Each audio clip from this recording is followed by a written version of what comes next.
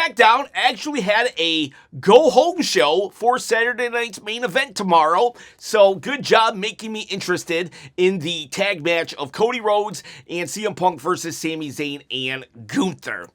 However, completely bad job on the booking of the women's division. Holy cow, just when I didn't think it could get worse. Well, Triple H outdid himself tonight because, boy howdy, the women's division and the treatment of it is a joke, honestly. I cannot believe what they're doing. We'll talk about that and more in your SmackDown One Take, One Shot review, where I do it immediately following the show, so you get my gut reaction. Can't look at other YouTubers and repurpose their reviews, honestly, and claim that it's my own. Gotta hear it right now, right from me. And if you want to win this title, before we get into the review, let me tell you how to win the title. All you gotta do is comment below and subscribe to the channel. That's it, people. Comment, subscribe. I wouldn't mind a like on the video as well. Those are free, so, like, maybe you could hook it up, and you can win this belt right here. It's not a toy. It's a replica. It could be yours. I'm going to free ship it anywhere in the entire world. If you live in Antarctica and you win, well, I guess I'll have to find a way to ship it to Antarctica. Maybe get some Huskies and let me just get on with the show. So what I'm talking about the women's division is, let's put aside the fact that JC Jane, someone who was on fire when she came onto the main roster, is like, oh, here we go. They figured out how to book NXT people. When I saw how they booked Trick Williams and how they booked Obafemi, I'm like, they know now that you gotta just like off with the races when you bring on an NXT talent. And it looked like they were doing that with JC Jane. And then 3 weeks later, I don't think she's ever won again. It's like, oh my gosh, let's not even talk about that right this second. Let's talk about Rhea Ripley. So, I know on the internet there's a lot of Rhea Ripley haters, and I know in the arenas there's a lot of people who love Rhea Ripley. So, fine, whatever. I'm not a big fan of Rhea Ripley as a babyface. When she was a heel, I actually liked her. I enjoyed her a lot. But that said, no matter what, I have felt that there have been times where people have just attacked Rhea Ripley for not a good reason. This time, though, oh my gosh. Let me preface this and say I understand that Triple H is the guy who made the decision. But before I say things like they are booking Rhea Ripley horrible, she seems like a hypocrite, I'm not going to start off every sentence with Triple H is the reason because of this. So no matter what, whether the story is good or the story is bad, it's always Triple H's fault. Let's just say that. That said, Rhea Ripley, she has, unfortunately, she's injured right now, and she has a torn meniscus. That's what Seth Rollins had that took him out after WrestleMania 40, and now she has it. We don't know when she's going to come back. Could be sooner, it could be later. So what they've done was say that we're going to have an interim champion. I think it's pronounced different, but it's hard for me to pronounce, so just bear with me. We're going to have an interim champion, but we're not stripping Rhea of the title. That is not a good look. That is not a good look. If she's a heel, fine, whatever. Heels can do things that baby faces can't. But Rhea Ripley, the baby face, Rhea Ripley, the person who was calling out Jade Cargill so much before WrestleMania, the fact that she never defended her title, that she didn't show up, or that she didn't do this, she didn't do that. Rhea Ripley said all of those things, and now here we are where Rhea Ripley is getting to not just not defend her title, but she gets to keep her title and just not do anything. Yes, she's injured, but just strip her of the title. All you gotta just strip her of the title. I am not just crashing down on Rhea Ripley because it's the cool thing to do, but like just logically speaking, we have never in WWE history had done this before. It's always just take the title off them. And then you just have Rhea Ripley return and she says, give me my title shot. I've never lost the title, so give it to me. That's all you had to do. I don't understand why we're doing an interim champion here. A couple years ago, they actually did this in AEW. I wasn't watching AEW at the time, but I remember thinking that was a stupid idea. But I didn't really formulate a full opinion because I never saw it in action because I wasn't watching. But now that I'm seeing it unfold before me, I think it's a stupid idea. And it's because it's like, just strip her of the belt. Could you imagine if Jade Cargill had gotten injured and they were like, we're not going to take the belt off her, we're just going to make her an interim champion? Or Charlotte Flair from 2 years ago, or Becky Lynch from 2 years ago. If we had done that to them, just put anybody else in those shoes, and I think everybody would be kind of thinking the same thing, that this is kind of a weird decision. Rhea Ripley is already got this like stigma about her, how she is Triple H's golden girl, right? And this is not gonna help. I'm not saying don't put the belt back on her the moment she gets back.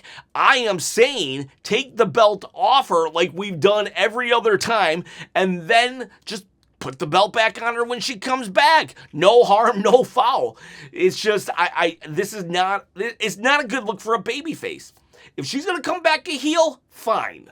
But if she does not come back a heel, I think this is not a good idea. I really don't think it's a good idea.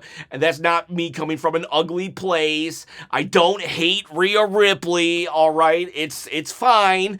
I mean, I don't really enjoy her character, but she's a fine wrestler and all these things.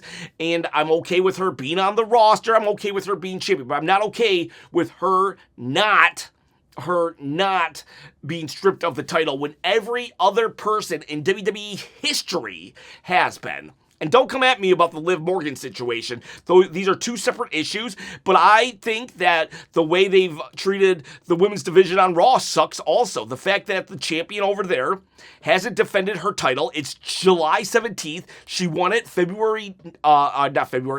19th. That's unacceptable as well. So, these are two separate issues, but as a whole, the women's division is being treated very, very horribly. It's not a good look. It's not a good look having your Raw champion never defend the title and your SmackDown champion injured, but being allowed to keep the title. Those are my thoughts. Let's talk about other things.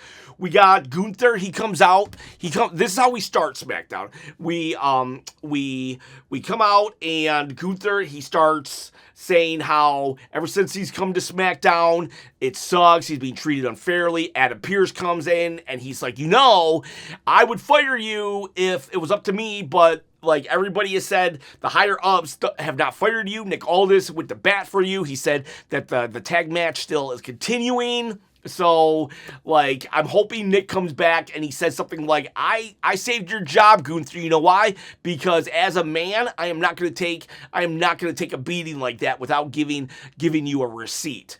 But right now, he's still gone. And Adam says, if you would have let him finish, he was about to tell you that if you guys won, you and Sammy at Saturday's main event, then you would be inserted into the SummerSlam match as a fatal four-way. So I like this because now it makes Saturday night's main event there are stakes to it now. There are stakes to it, and I like that. That's good. That is actually good because now I'm actually interested in what happens at Saturday's main event because it is kind of sort of plausible that this could happen. Maybe Gunther and Nick Aldis happens at the at WrestlePalooza or something. Sami Zayn's got nothing to do. One easy way, one easy fix is to make it a fatal four-way. Everybody has claims for the title, so I could see that actually happening. So, I'm not saying I want it to happen. I'm just saying that I like that Saturday's main event now does kind of play into a SummerSlam, and now it becomes a little more must-see. Then eventually Cody Rhodes music hits. You can tell he's really upset, but he has to do all his emotes of oh and tapping the floor. The moment though he's able to do this with his fireworks, he just goes at Gunther. He beats up Gunther. Gunther kind of walks away, and Cody's like, Mr. Pierce, can you book the match because it's on site when I see Gunther? And I was like, oh wow, they're gonna let Gunther actually get the win tonight because Gunther has not pinned Cody Rhodes yet. And so that match is set up for the end of the night. CM Punk will go to Cody eventually and be like, hey man, I need you to, what are you doing? He's just going to try to hurt you. He doesn't care if he wins. And Cody's like, what would you do? And CM Punk's like, I guess, I'll be watching. And Cody's like, you need to be watching from back here. So they're starting to get some tension. Cody said, only watch from here, and CM Punk will actually go out. We'll talk about that in a little bit. Another thing that happened, Gunther was giving a promo and saying how, Sammy just needs to stay out of his way and he'll do it. But then Candice LeRae wheels Johnny Gargano to Gunther. Gunther's like, what is going on? Johnny Gargano has now been planking since February, by the way, FYI. And, so Candice is the one making the most out of all this, because now she gets actual mic time. She tells Gunther how I kind of don't remember what she was saying. She was basically just saying how Sami Zayn, like, you better win. You better win. Sami Zayn, it's a fatal 4-way. He'll be included. Sami Zayn, kind of like, she is really rooting for Sami, because Sami's the only one that's actually giving them any kind of, I guess, respect. And then Gunther kind of just like, he's like, yeah, whatever, okay, just tell him to stay out of my way. He walks away, and then Blake Monroe, the AEW people get so mad at me sometimes when I get the names wrong. I wish they could come over to the WWE videos and see that I get the WWE names wrong too. But, Blake Monroe attacks Candice. I did like this because Blake Monroe is just like, she's so unhinged and she's like going after everybody. So I really enjoyed that. What I didn't like, though, is that it kind of happened with an earshot of Johnny Gargano, and he just stayed there.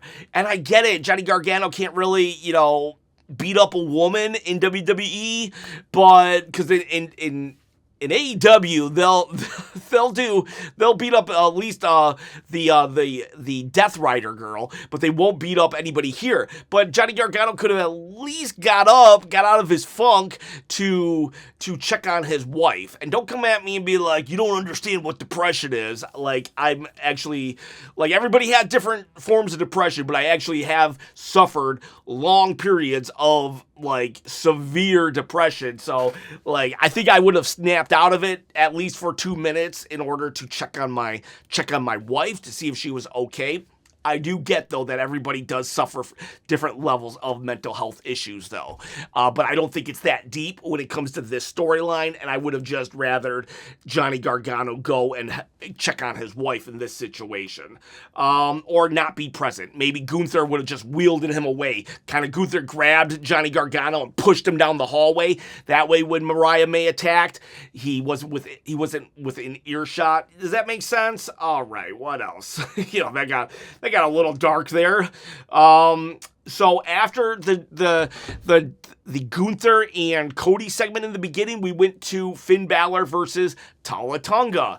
I thought this was interesting. It's like, last week I felt like Talatunga and Finn neither of them could really afford a loss if we wanted to push them both. And then this week, now it's Talatunga. Now I'm really like, Talatunga can't afford a loss. He's younger than Talatunga. He's been built as a giant. This guy beat Royce Keys just a month or so ago, and Damian Priest. So, like, he can't just lose to Finn Balor.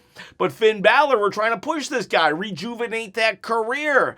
And Finn Balor won. Now, I will say this was a good big man, little man match, and I did enjoy the match. However, I do feel that it's like, it pretty much makes me completely lose faith in Talatunga and Tamatunga. I'm like, what are we doing here? Why did Tamatunga leave Solo Sikoa just to now go on a losing streak? You know what I mean? It's like, it's a head scratcher. It's a head scratcher what we're doing with them.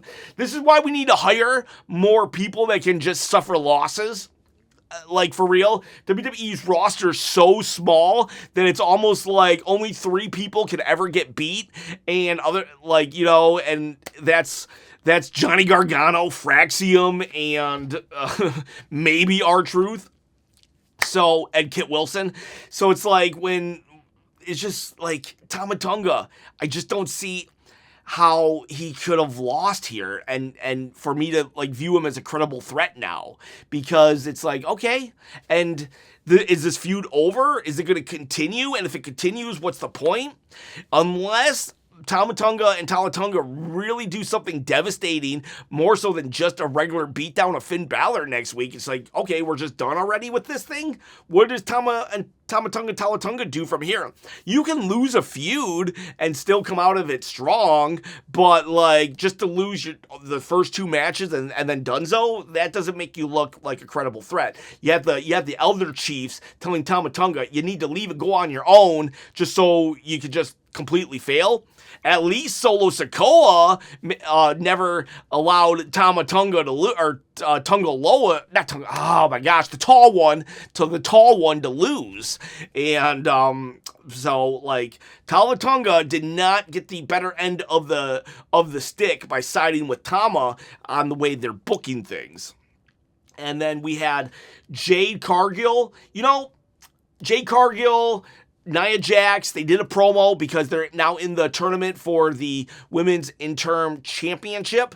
And, sorry, I got to take this call, so cut. Okay, sorry, I'm back. So, 2 takes, 1 shot because, work, even, oh man, this is why I'm giving away a belt, because I'm trying to quit my day job. Did I say earlier 30,000 subscribers? That's when I give away the belt. Anyways, so we have Jade Cargill, Nia Jax, they cut a promo on each other, JC Jane and Tiffany Stratton, they cut a promo on each other as well because they're in qualifying matches for the Women's Interim Championship, which will be held at SummerSlam, ladder match. I don't know why Nia said, we've met before. Nia was like, we're gonna, you know that I'm tough or something like that. I don't understand why Nia didn't say, I'm the one that gave you that scar above your eye. Nia should reference that. Kind of like how Nia references how she smashed in Becky's face. She should reference that on Jade Cargill. Not a huge deal. So we go to that matchup and it's Tiffany Stratton versus JC Jane. And in the beginning, JC gets her crew and she's like, go and attack. So they instantly attack Tiffany before the bell rings. I thought that was really smart. And I was like, ooh, maybe they should start doing this all the time. And they're attacking her. But that brings out Brie Mode and Paige. They come out. They fight to the back. So kind of like a little bit of an angle for tomorrow. So whatever. Then we get JC Jane versus Tiffany Stratton. And I'm like, okay, well, Tiffany, she's already been beat down. Tiffany has a championship. No need to put her in the ladder match to get another championship. JC Jane, we're going to give her tag partners, her other teammates, the tag belts maybe. This will be JC Jane's ability to become champion without really becoming champion. It will get JC Jane versus Rhea Ripley when they come back. I thought that might be kind of good storytelling. This, to me, was the best case scenario out of this, where JC Jane could hold the title, but not really hold the title because Rhea Ripley still really holds the title. They can meet, and boom, we got ourselves a decent storyline out of something that happened bad. By the way, I want people to know that I will never wish any kind of ill on a wrestler. So, no matter what, good storytelling, bad storytelling, it sucks that Rhea Ripley got injured. Anyways, I'm thinking that JC Jane is the right call here. So then JC Jane lost. Tiffany Stratton won. And it's like, okay, cool. At least we didn't bury the U.S. title holder. But at the same time, what do we do with JC Jane? What happened? Did she do something wrong backstage? Because the first 3 weeks on the main roster were pretty lit. What happened with JC Jane and Fatal Influence? I don't understand. She just lost. And she beat Tiffany down beforehand. So it's like, all right. That's one way to book NXT talent. I mean, Trick Williams and Obafemi, we went with let them win and look dominant with storyline route. And with JC Jane, we're doing the let her lose and keep her off TV route. I guess we'll know which one works in the long run in a year or two. But yeah, so Tiffany wins. Now Jade fights Nia Jax. I thought it was a little weird because they're both heels, but all right, let's see what's going on. I don't know why Lash Legend didn't come out with Nia Jax, because Lash Legend walked in the building with Nia Jax and she was backstage with Nia Jax after the match. So weird that Lash wasn't present, but Jade comes out with the baddies. And I'll tell you this, I wish they would have booked Jade Cargill like they're booking her right now. when she was champion, because they are doing a great job with Jade Cargill's character and how she's being presented. Like she'll even eat a loss and still look strong. And it's like, I don't know why Triple H doesn't know how to book champions. He just doesn't. I don't know why. It's like once they become champion, they just lose something under the Triple H regime. It's almost completely across the board. But yeah, so eventually Charlotte gets involved. She just attacks everybody because she's mad about last week, and that will then mean that there's a disqualification and Nia loses because she attacked Jade right in front of the referee.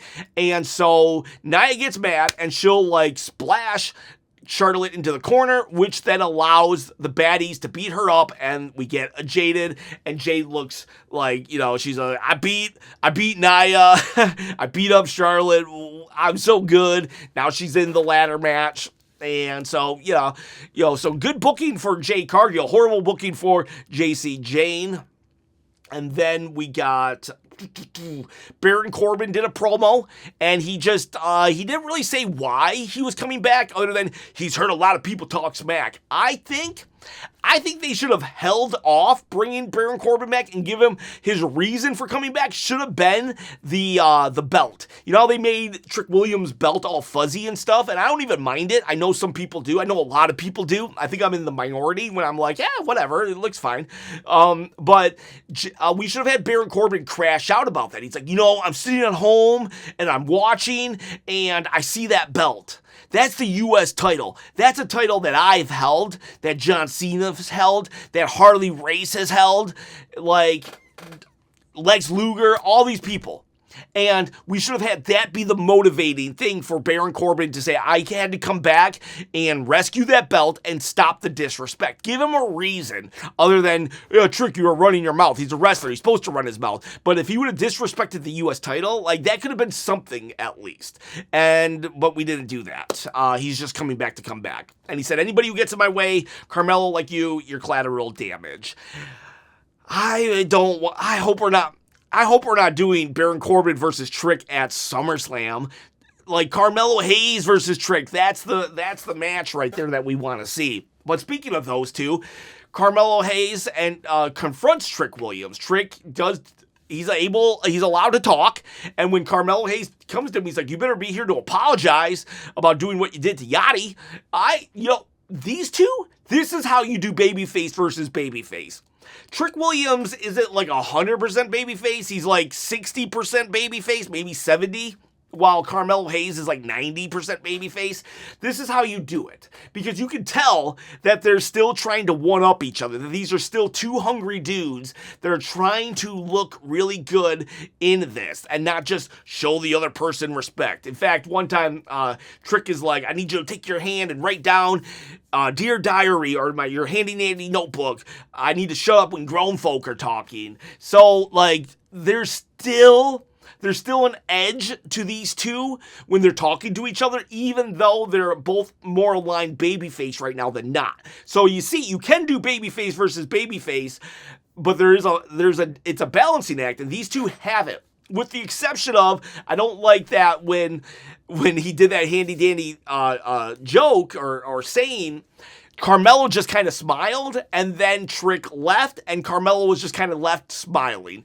Carmelo needs to be the one that kind of shuts up Trick, and Carmelo needs to kind of leave on the mic drop, because Trick should still kind of avoid a confrontation, a full-blown confrontation with Melo.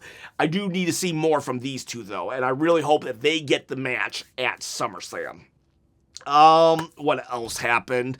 No sign of Jordynne Grace, by the way. Just thought I'd throw that out there. Like, hey, would you mind quitting a company that you work for, TNA, where you're like the top dog, and then come to WWE so we can have nothing for you? And then that's my impression of Triple H talking to Jordynne Grace. Then we go. We did have a backstage segment with Danhausen. I didn't mind this segment because I didn't see zombies behind him. Zombie Miz, Kit Wilson. Hopefully we just forget about that. I hope that is just forgotten about, to be honest with you.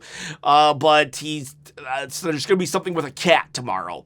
I can't think of any wrestler that their gimmick is a cat other than, the actual cat from the WCW days. I don't think that'll happen. So we shall see. He's fighting JD McDonough, the guy with the head. That's what he calls him. I had a match with the War Raiders and Fraxium. It was a fine match. I really just don't care about the War Raiders, and I honestly don't really care about Fraxium. Oh, you hate those guys and you wish they were fired? No, I never said that. I said, their characters just don't connect with me. We've not done long-term investing in the characters of these teams, so when they are pitted against each other, I'm just like, oh, okay. So that was our 9:00 match, sandwiched between two promos that for Raw, Obafemi and Brock Lesnar, and Seth Rollins and Roman Reigns, and in between was that Fraxium match with the War Raiders. Another critique that I remember hearing a lot of, AEW has too many belts. There's a lot of belts on WWE TV nowadays. A lot of belts on WWE TV. The War Raiders came out with the AAA tag team titles. I mean, they're the champions, but still. Although I will say this, Damian Priest went up to CM Punk earlier, and he was like, hey, champ, I'm going to come for that title after this. And then CM Punk was, well, maybe I'll come for your title as well, the tag team title. I liked that CM Punk actually showed some respect to the tag team titles. So I will say that was pretty cool. Now we have our main event, and it is, did I forget anything? We have our main event, and it is Cody Rhodes versus Gunther. CM Punk eventually comes down, and he's just outside of the ring, even though Cody said stay back. What will happen is eventually Sami Zayn will attack CM Punk, which will eventually have Cody Rhodes come out and help or something, and basically Sami Zayn will attack Cody right in front of the referee, and we got to throw it out. So we did the same finish twice now, where Charlotte attacks somebody right in front of the ref, DQ. Sami attacks somebody right in front of the ref, DQ.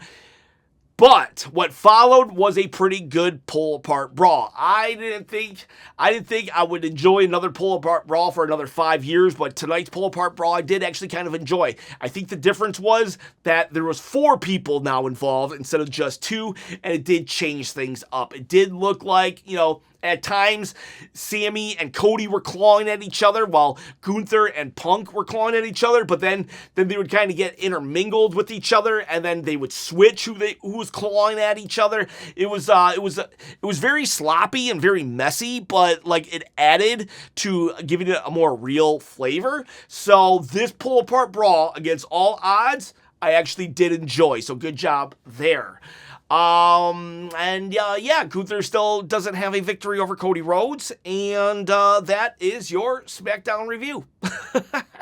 Let me know in the comments below how much you disagree with everything I have to say, and that I don't know anything about wrestling, and that it's not the wrestler's fault, it's Triple H's fault. Why do you hate people, and blah, blah, blah. Boys, girls, see you, bye.